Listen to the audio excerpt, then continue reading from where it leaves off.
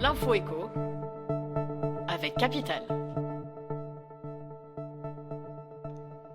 On commence avec la mauvaise nouvelle du jour, la proposition de loi du député Descrozaille, présentée à partir de mardi à l'Assemblée nationale, pourrait donner un nouveau coup de canif dans le budget des Français.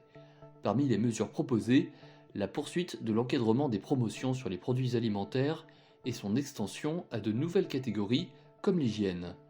Un désastre pour les consommateurs, avancent les distributeurs qui se mobilisent contre cette loi.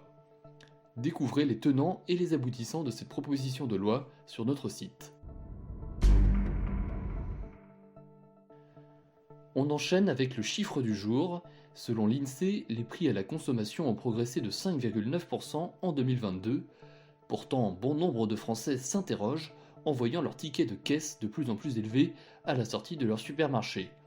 À leurs yeux, l'inflation leur paraît bien plus forte que les 5,9% annoncés. Il faut en effet savoir que ce chiffre moyen révèle de grandes disparités. Si certaines catégories ont connu des hausses de prix modérées, l'inflation sur l'alimentation a quant à elle bondi de 12,1% sur les 12 derniers mois. Certains produits alimentaires courants, comme les pâtes ou les huiles, ont même frôlé les 20% d'augmentation. Plus de détails sur capital.fr. On poursuit avec l'avertissement du jour lancé par la défenseure des droits au gouvernement. Dans un rapport publié ce lundi 16 janvier, Claire Hédon regrette le manque de rapidité dans les mesures prises pour améliorer les conditions de vie des résidents des EHPAD, les établissements d'hébergement pour personnes âgées dépendantes. Elle appelle notamment à ne plus fermer les portes des établissements lorsqu'un cas de Covid est détecté. Le rapport met aussi l'accent sur la nécessité de renforcer l'encadrement en atteignant le ratio de 8 professionnels pour 10 résidents. On termine avec le mot du jour, taux d'usure.